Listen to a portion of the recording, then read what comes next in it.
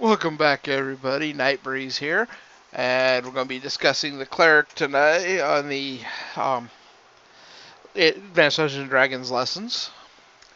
Most, now a Cleric is usually thought of as the party healer, you know, and but they can be so much more, and I do plan to discuss that a little bit tonight. Now, a Cleric must have an ability score of 9 in Wisdom. That's the minimum. A half-elf multi-classed cleric needs a 13 to be, a cleric, mage, cleric, whatever. And a half-orc has to have a 9. You know. But if their wisdom score is over 15, then the character gets a 10% bonus to their XP gained. And at even higher levels of scores, they get more spells. They can be resistant to some spells as well. Now, it is recommended a cleric have high scores in strength and constitution as well. And dexterity, of course, is beneficial to everybody. Now, they get an 8-sided dice for their hit points.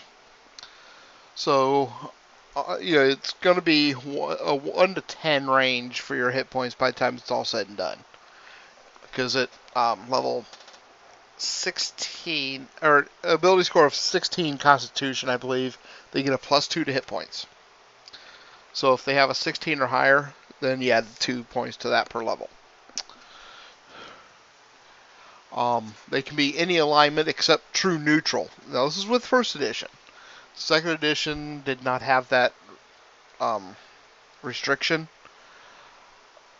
but that's because of the nature of the way they did clerics in the first edition games.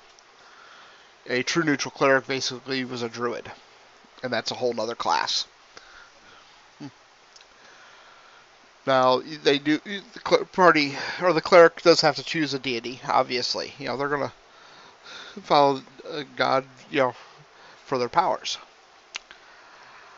Now, as a DM in a campaign, your DM could make it where, depending your deity, it determines what spells you have access to.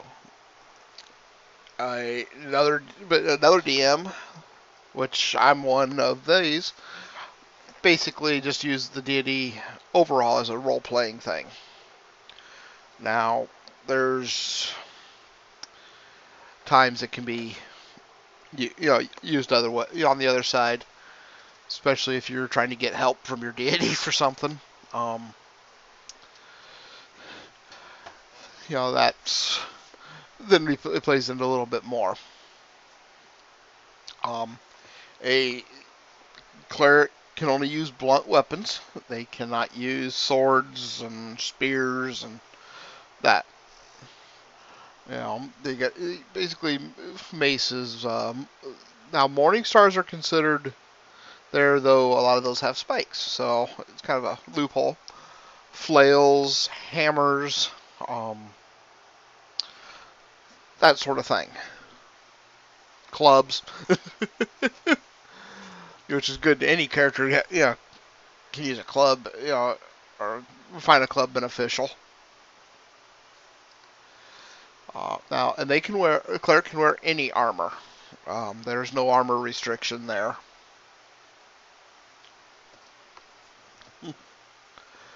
Now, it states in here that the primary purpose of a cleric is to fortify, protect, and revitalize. But they also do have some attack spells, and there are certain other spells. It depends on how you use the spells and the deity the character follows.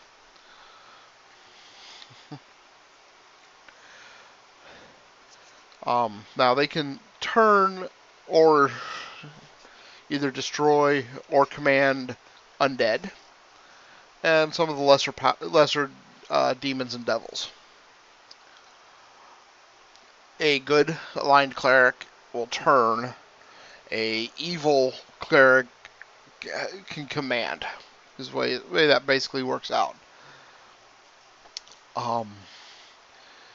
There's, of course, the undead. Most people are going to be familiar with the classic ghast, ghouls, ghosts, liches, zombies, mummies, skeletons, vampires. Now, there's a chart there, and at high levels, the higher your cleric level, the more likely you are to succeed, and the more different ones you can affect. Now, normally, only a human's going to use cleric as their primary class, as their only class. Most other races add or use cleric along with something. Because of that, only a human is allowed unlimited advancement by the rules. That's something else. Hey, your DM may allow unlimited advancement at all times. For everybody. I pretty much do on my games. They are almost as good as fighters in melee combat. And their ability and their THAC0 that improves every 3 levels. Where a fighter gets every level, every 3rd level the cleric improves his THAC0. They, their saving throws improve as it goes. They can, for magic items, they can use most potions, clerical and protection scrolls, most of the rings, some of the wands, rods, and staves. There's a lot of miscellaneous magic they can use, and any non-edged, non-pointed magical weaponry. Basically, if they can use the weapon, they can use the magical version. And they're also able to wear armor. So they can use any of the magic armors and shields. Hold on, just. Okay. All right. So when a cleric reaches 8th level, if they build a place of worship, a church, whatever, they can gain some followers. Now, the building they make has to be no less than 2,000 square feet with an altar, shrine, chapel, etc. But the followers are fanatically loyal and are going to serve without pay, so long as the cleric doesn't change their deity or their alignment. So that's going to be from 20 to 200 followers. Roll 2d10 and then multiply that by 10. In addition, will be followers who are men-at-arms, and the referee will take care of all that for you. I'll tell you all that when the time comes. There's rules for that in the books. At 9th level, a cleric can make a religious stronghold. It must contain a large temple, cathedral, or church, not less than 2,500 square feet on the ground floor. But it can be a castle, a monastery, abbey, whatever. And it must be dedicated to the deity, Now, the cost of the construction is only going to be 1/2 because a lot of the labor is going to be donated, basically,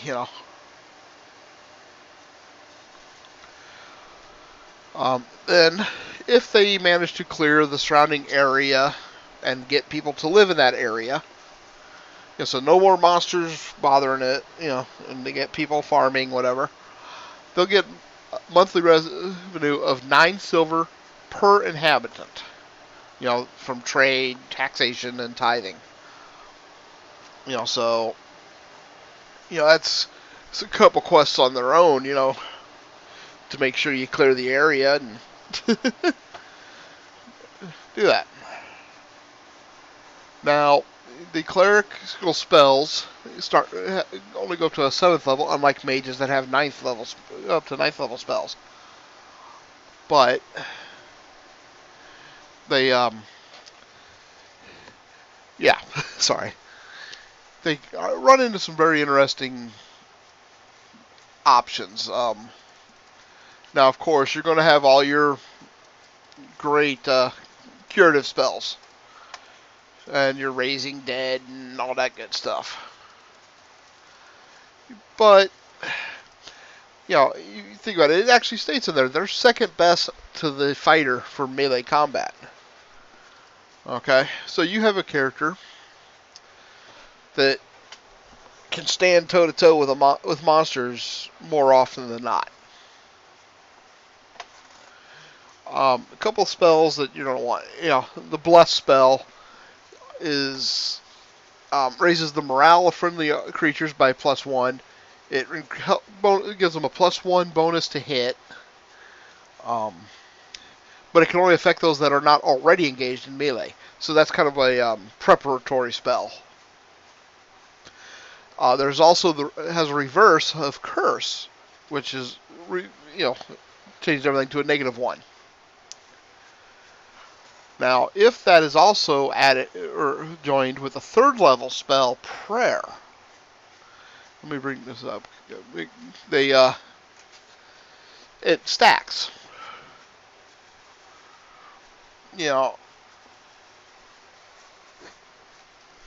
So you get another +1 on attack, and you also get a +1 for saving throws. And actually, once the prayer is said, then they can go on and do whatever. They don't have to continue doing it. Unlike a 2nd level spell called chant, where they have to continually chant.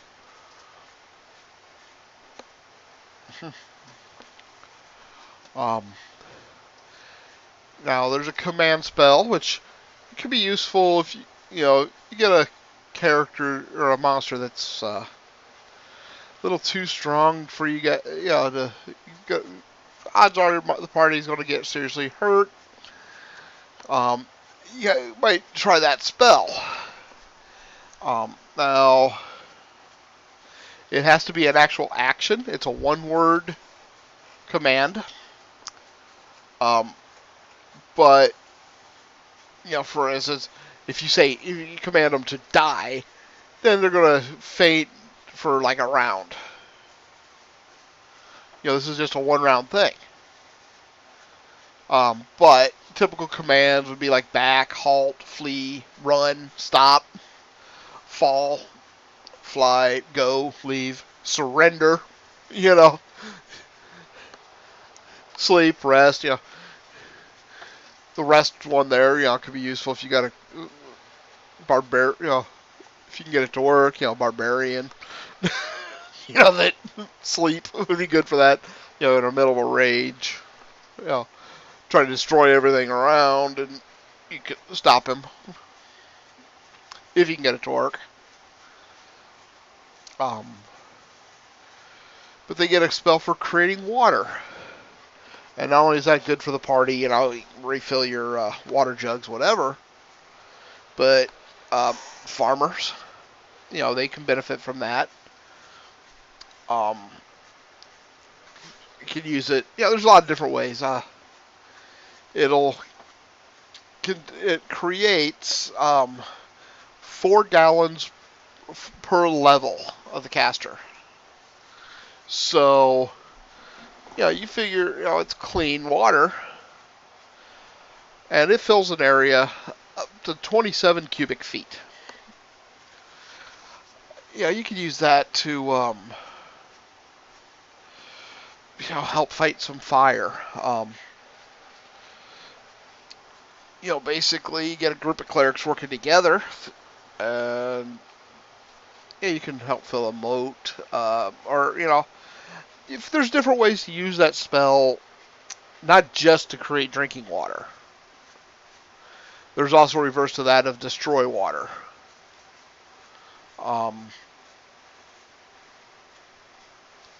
There's Yeah, there's just different ways. Now, there is an important note because um, it you'll find characters would try. Some characters will try this. The water cannot be created within a living creature, so you can't fill their lungs with water doing that. you know, your Cure Light Wound spell heals 1 to 8 hit points, and it has a reverse that you have to where you have to touch the character or the monster, called Cause Light Wounds. And that again, 1 to 8 hit points damage. But you got some detection spells. Detect Magic is used, it's quite a bit. You got a light spell that not only can you cast to light your way, cast it on a rock to use for light or whatever. It can be also used as a weapon to blind a creature.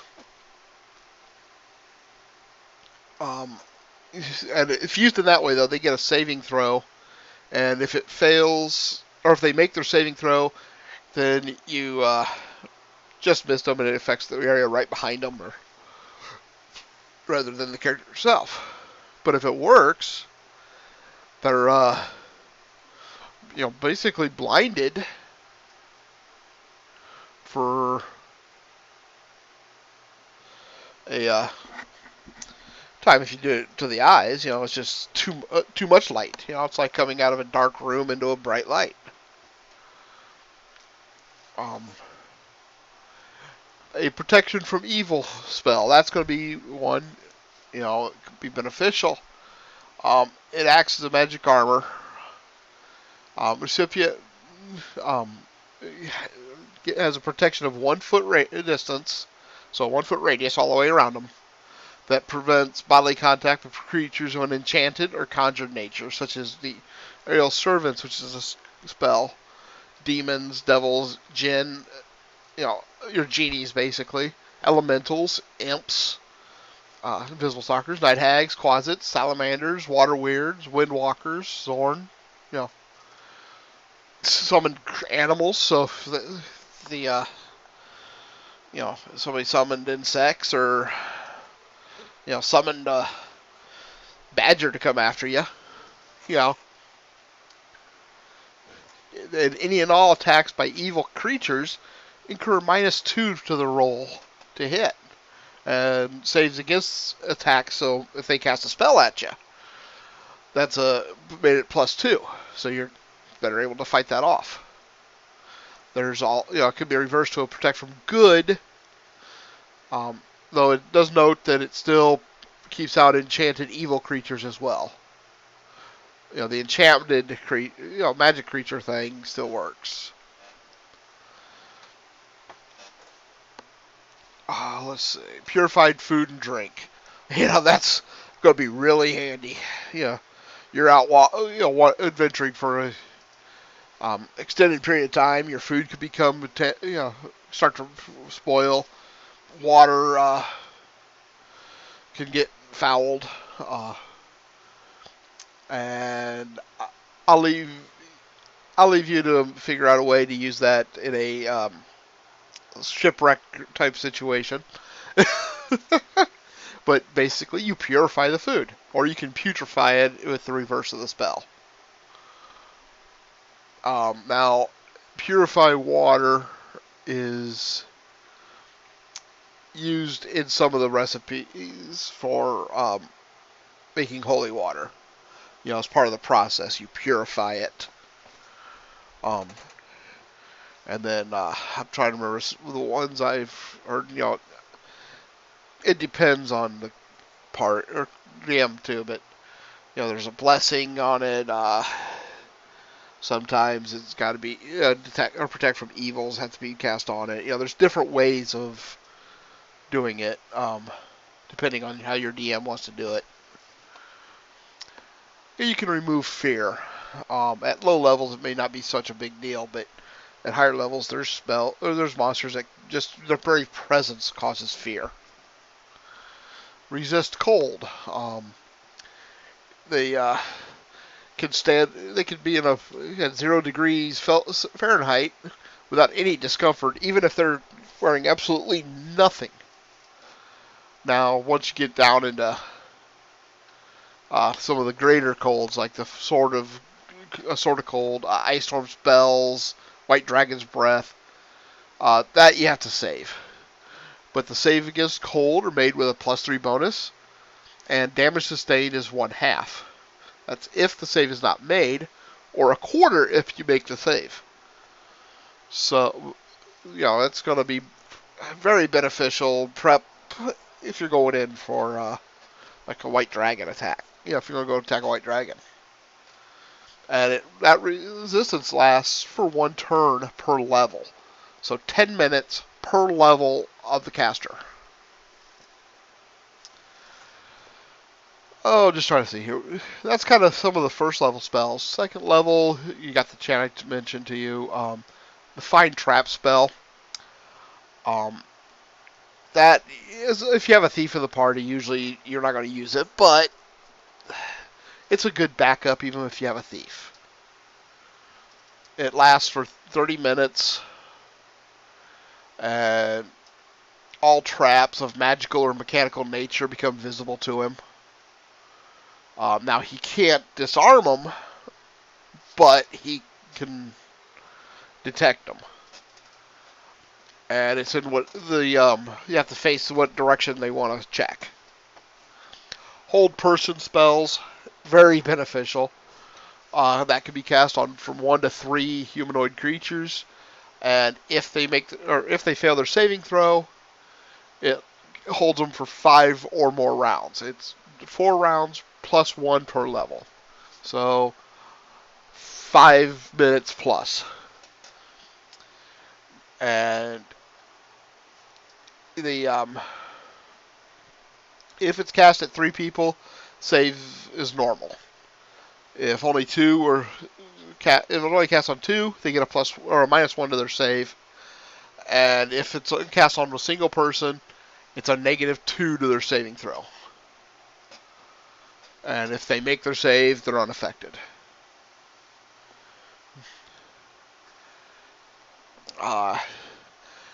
If you want, there's a no alignment spell. You'll be able to look at somebody and know, are they lawful good, they chaotic evil, whatever. Resist fire. Kind of similar to the resist cold, just on fire. And of course, you're going to find a lot of times where fires, yeah,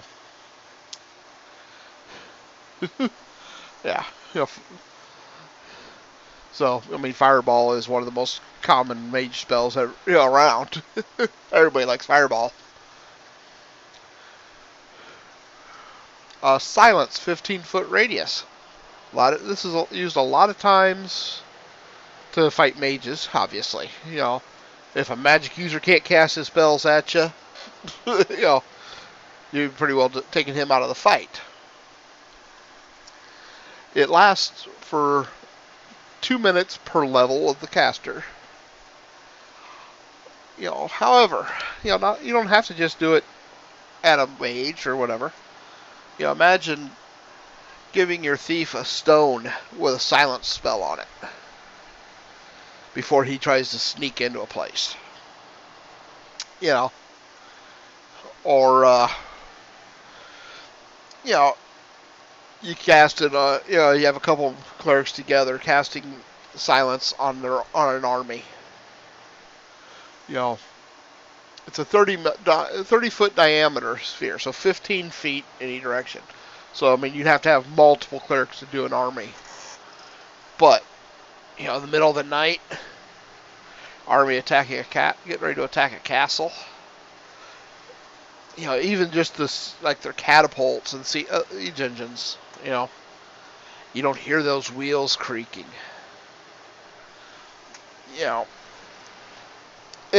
There's uses for it. There's a slow poison spell that it's useful to a point. So if a character gets poisoned, it'll greatly slow the effect. It lasts for 1 hour per level.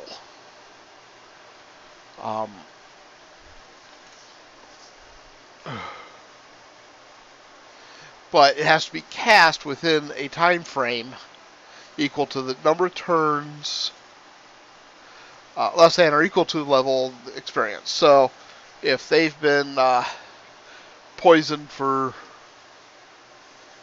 10 turns, so, 100 minutes, then it would have to be cast by a 10th level cleric. So, as a level 2 spell, it has to be cast within 30 minutes. Within 30 minutes.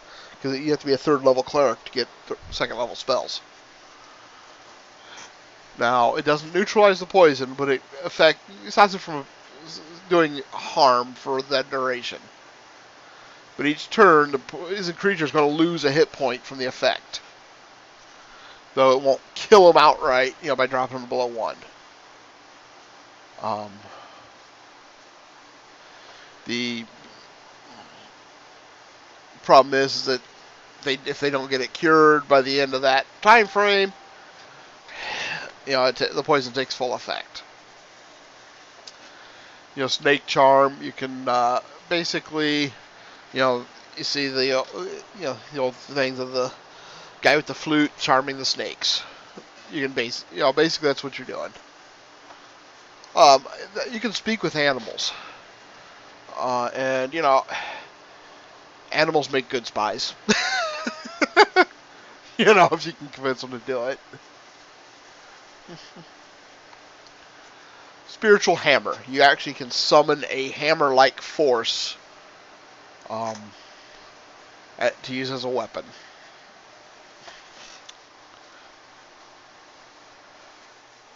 Now we're getting in, we get in the 3rd level. Now's where you get into some really,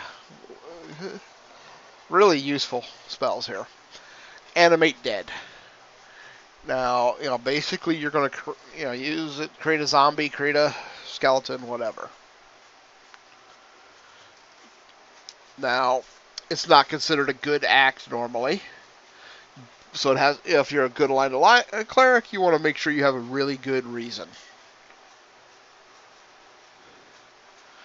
But, thing is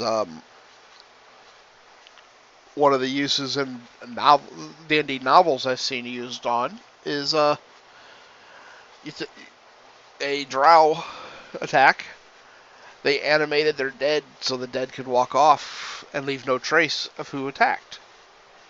They left no bodies there.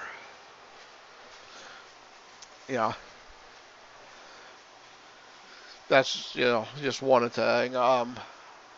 Actually was in a game where we turned a party member into a zombie. But that was, that's a long story. Now, continual light. It's kind of like this light spell, only it lasts until it's negated by like a continued darkness or a dispel magic. And it's really bright. It's nearly as illuminating as a full daylight. It can be cast into the air. It can be cast on an object or a creature. And they get the same saving throws a light spell. Now, one of the uses on this is you enchant some rocks. Continual light spell. Well, that spell's pretty much going to last until that rock crumbles away. You put that in a lantern. Now you don't have to worry about fire.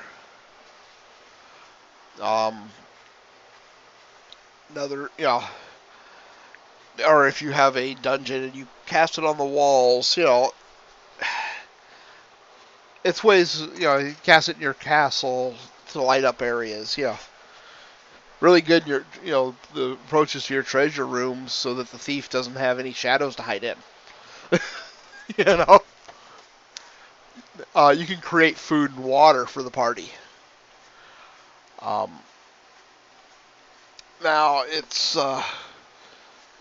it'll create 1 cubic foot of food and water, drink, food or drink, sorry, or actually or, so you can create both. But that's per level. So by the time you get that spell, you're level 5. So that's a 5 cubic foot, which each cubic foot will sustain 3 human-sized creatures or 1 horse-sized creature for a full day. So, I mean, you can create quite a feast.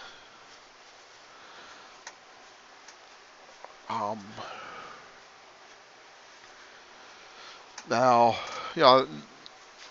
they have examples here of a 3rd level cleric, or a 2nd level cleric creating a cubic foot of food and a cubic foot of water. It can be divided up. You get your curing spells here with cure blindness and cure disease. Cure disease, they both can be reversed to causing it. Now, blindness, obviously, blind them. With diseases, now, that'll also cure parasites. So, rotworms, tapeworms, whatever. Now, mummy, this is how you get rid of the mummies, the disease from a mummy's touch.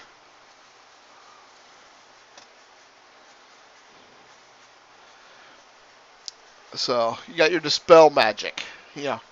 Obviously. It can be used to dispel the defenses a mage has around himself. Or spells cast on a door. Or whatever. Illusions. You can dispel an illusion that you figure out is an illusion. Provided you're able to, do it. You can feign death at this, 3rd level spells. Basically, for all intents and purposes, you appear to be dead.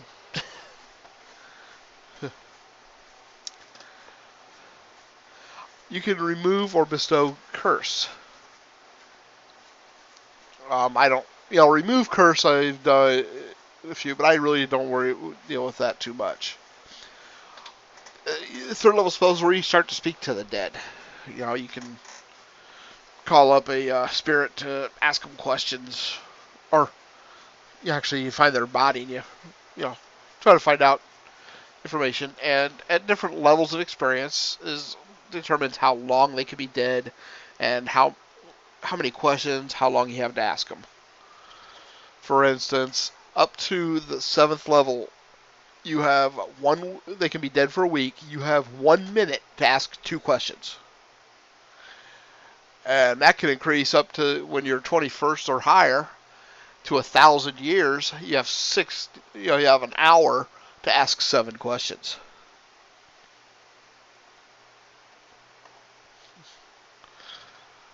Now, you have to be able to actually converse in a language the creature used when they were alive. And you'll only receive answers according to that, creature's knowledge. So, you can't ask the course of a peasant in one town the location of the king's favorite toy at this location. It's just can't do it. 4th level, you get your next cure wounds with the serious wounds, which is 2d8 plus 1 that you can cure. You also have a spell to detect lies, or you can reverse that and be able to lie without detection. You got a divination spell, what basically you're trying to learn information about an area. Exorcise, so if you have a possession, somebody possessed by an entity or whatever, you can cast that. You can lower the level of water or raise the level of water. And here's where you can neutralize those poisons that there. They have a protection from evil or good spell with a 10-foot radius now, so 10 foot around the thing is affected. So you can actually affect like a couple people if they're close enough together. Or area. Yeah, and there's one of the keys. I mean, imagine putting it on a door. It doesn't. Doesn't say it has to be a character that you're touching. So, I mean, it's possible to basically seal off a doorway for a period of time. You can speak with plants. You can turn a stick into a snake, and that is reversible, so you can turn the snake into a stick. You get a tongued spell, which basically allows you to speak the language of any creature within the spell area. For 5th level, you got your atonements, which is used, for instance, a paladin is charmed into, slaughtering a bunch of innocent women and children. You can use this spell to bring them back into the fold, so to speak. It also can be used if they put on a somebody put on a helm of opposite alignment, for instance. Now your referee will judge how the spell functions and all that. Commune.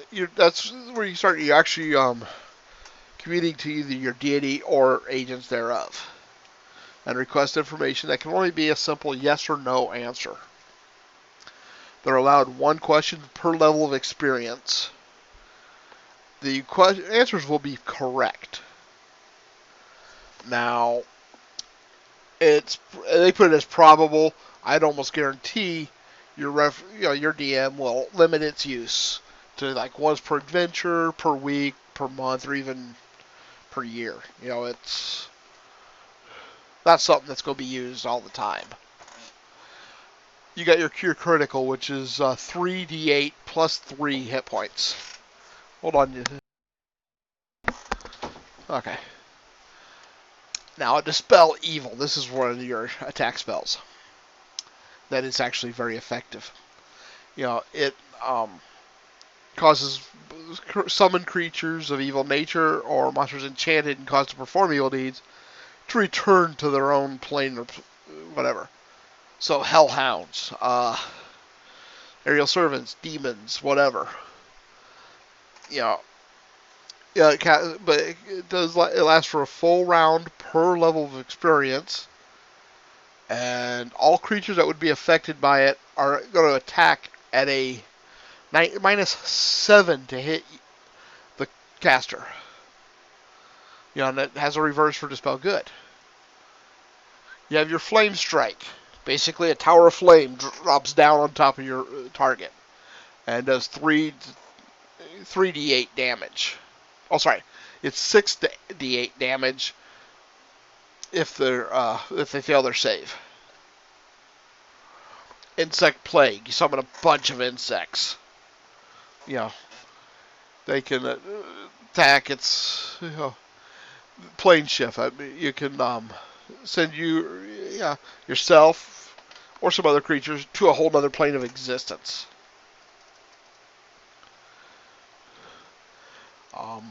Several characters versus lock hands in a circle. Up to 7 can be affected at the same time.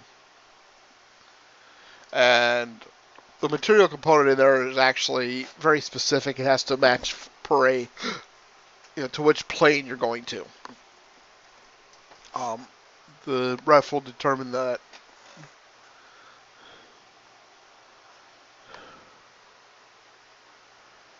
Now the person has to be touched, and they are allowed a saving throw if they don't want to go. A quest spell. There you can get a little more. You're sending somebody on a quest, and they have no choice if they fail their saving throw. You got your raising dead, true seeing. So you're able to see, um, you know, hidden objects, astral.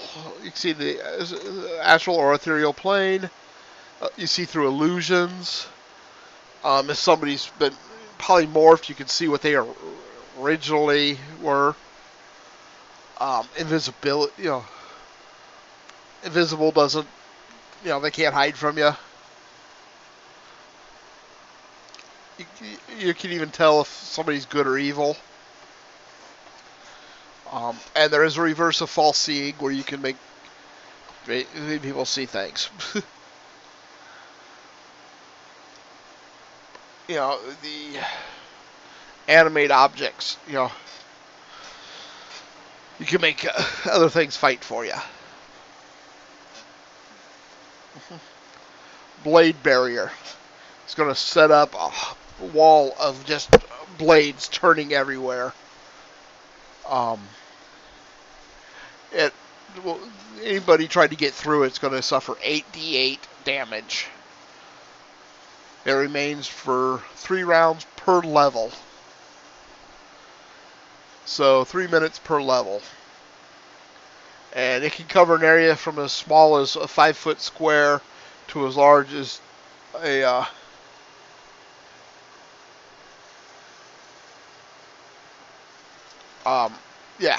or up to 20 foot by 20 foot underground or 60 by 60 outdoors. I mean, you can have it small or huge, pretty good sized. That's great for a doorway. If you have to, the only doorway to get to you, put it there. They're going to have to come through that to get to you. It gives you time to prepare other things. Heal the party. Put that on the doorway to a room while you heal your party. You can summon animals. Let's see. The heal spell. Very effective spell.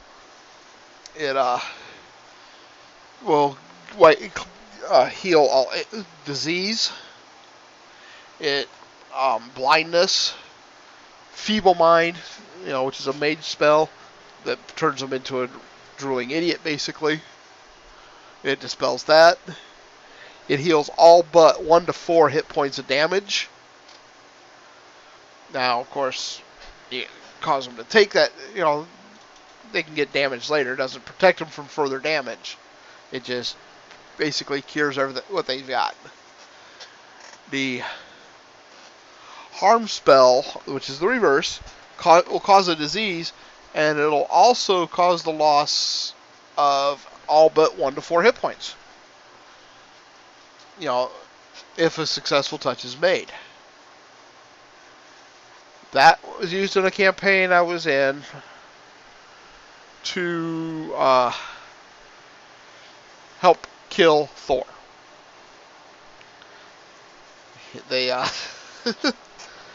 The character grabbed a hold of Thor using a harm spell, and then the party killed him. We did a god killing quest one day. The game just for the hell of it, really. You can part waters. Speak with monsters. Obviously. Stone tell. You can basically ask questions from stones. Which is, it can be simple as, what do you have behind you?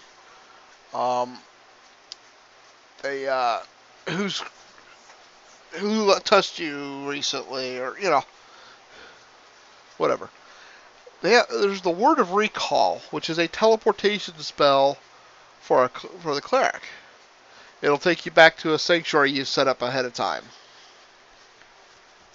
It has to be well known, but it can be any distance.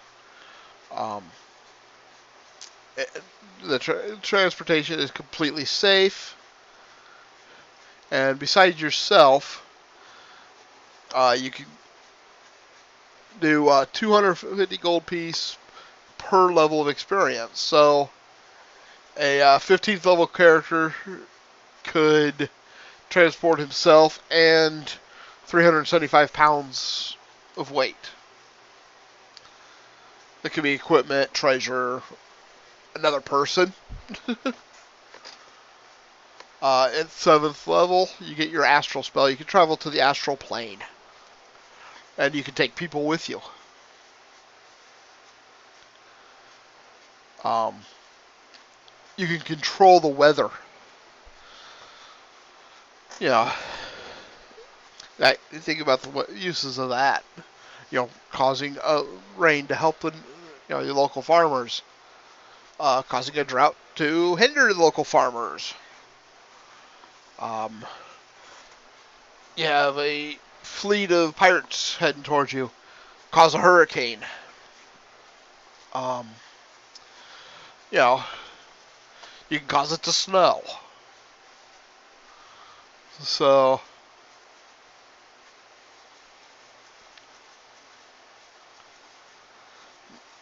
it's there.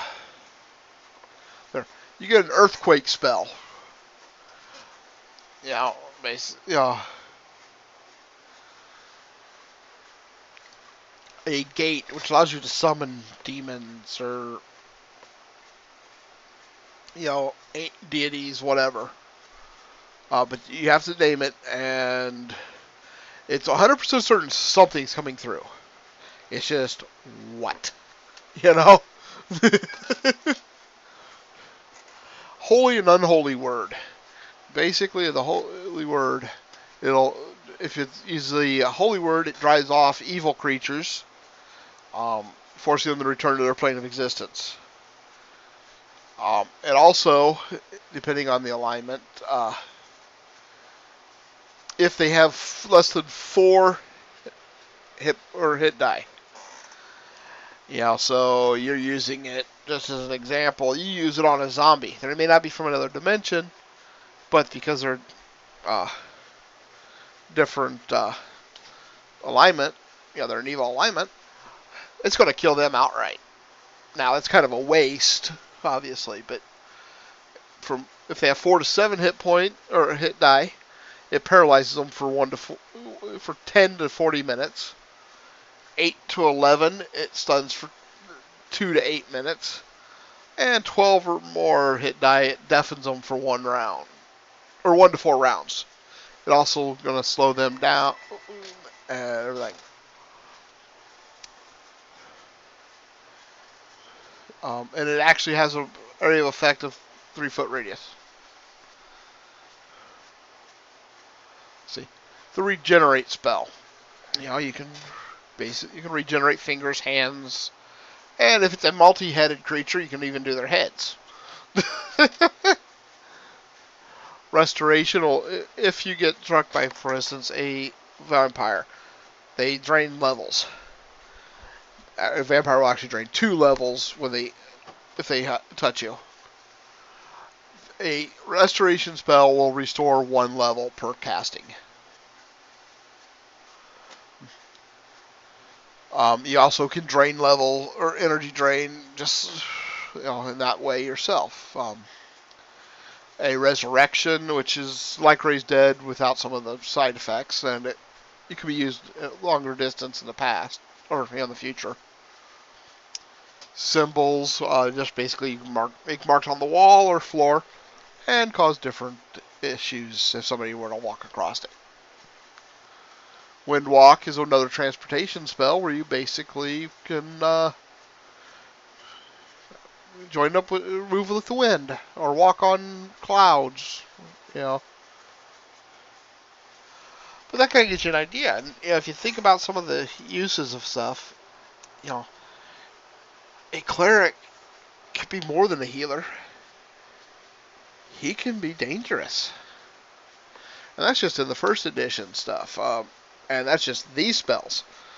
You go into the Tome or the Unearthed Arcana, and there's even more magic spells for them.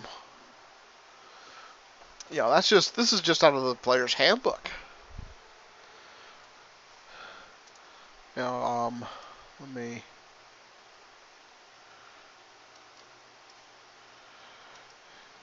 Run over here to the Unearthed Arcana.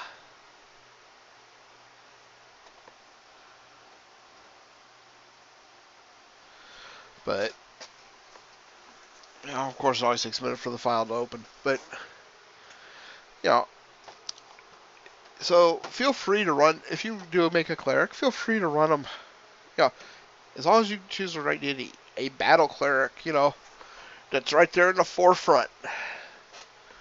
You know, actually, in the Forgotten Realms, which even if, you know, in 5th edition has become the primary world, you have the god Tempest, god of battle, god of war. Even Tyr, who's originally a Norse deity, but has traveled over into the Forgotten Realms. He's a war deity. He's honorable and justice, but he's a war deity. You know, then you got the other side where you have deities that are pacifists.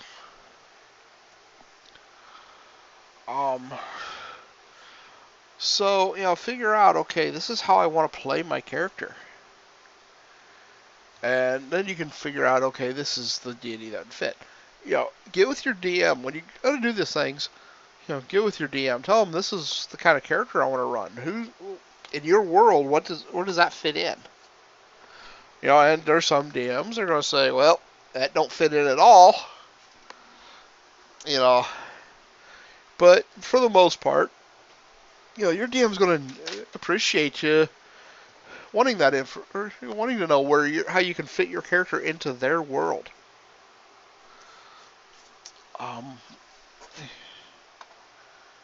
Here we go. Get down here to some of these spells.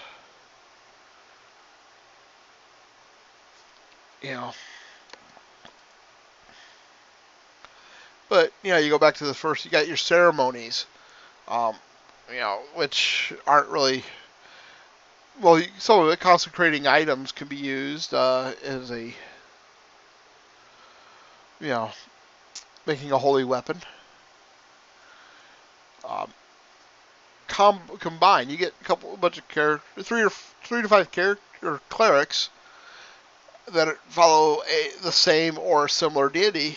They combine their abilities to empower one of them to cast a spell at a greater level. You know, theoretically, that could be used to turn, or you know, at higher. You know, you get strong enough characters, you could turn a, you know, demon away. Invisibility to the undead, you know, where the undead doesn't even see you. Magic stone, you're basically picking up, you know, a rock and making it magical to throw at people, which will be a +1, and it'll do 1 point of damage.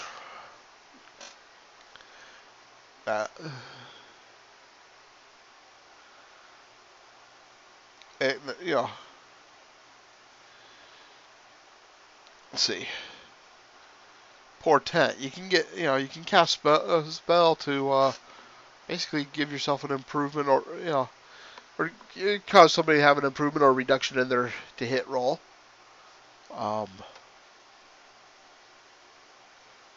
And but that's going to require more DM work on that one, because they do a lot of the decision making on it. Detect life, you know, which is a 2nd level. You know, you're on a battlefield. You don't know if your friend's dead or alive. Can you help him? Detect life. You can just look and say, "Yep, he's toast," you know, or "Nope, you know, he's still alive." Aid actually gives them the character the benefit of a bless spell, plus a few extra hit points temporarily.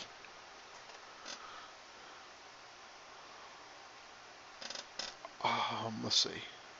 Holy symbol. You can create your create holy symbols. But flame walk. You're able to basically walk through fire. Use fire to travel. Through fire, which like molten lava. You could, you know, you, you could walk across lava with that spell.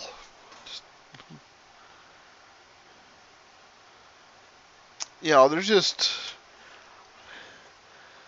you could imbue somebody with a spell. You get a fighter, give them the ability to cast a curative spell. As long as the character you cast on cannot be able to cast spells, but yet you're giving them then the ability to cast a spell.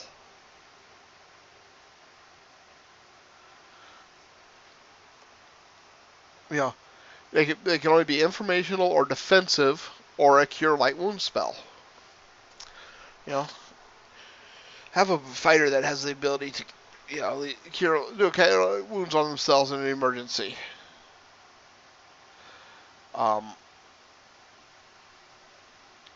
many as 3 separate spells can be imbued.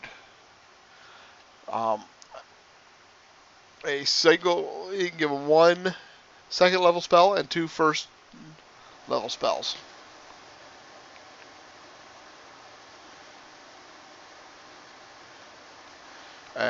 Let's see. You can cause spikes to grow out. Again, that's a good defensive spell.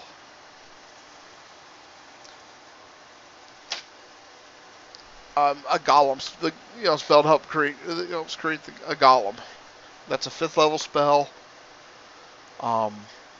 It depends, and what you can cast it to do depends on the level of the caster. And it's only used for what are called lesser golems. There's the straw golem, rope golem, feather golem, or leather golem, wood golem. They're not as strong as what are considered true golems, but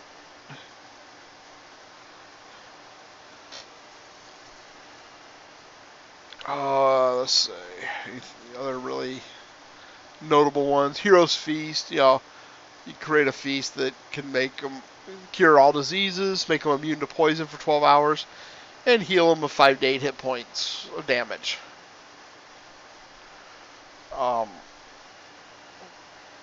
It also gives them basically a blessed spell for 12 hours.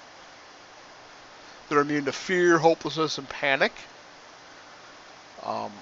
Now it does take an hour for them to consume the feast, so you have to be in advance. But that just gives you an idea.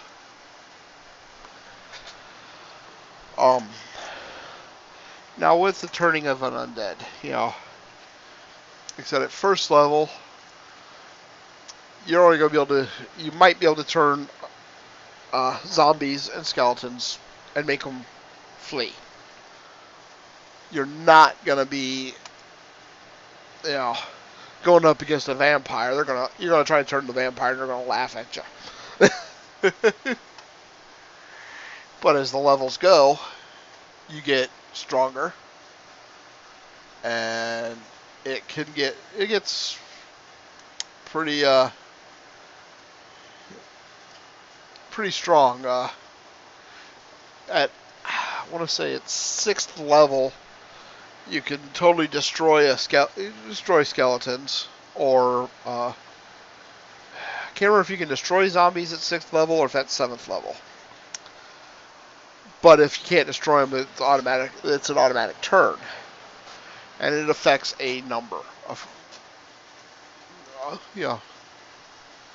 characters. I can't find my chart now. So this one here has been a little longer than I wanted to do, but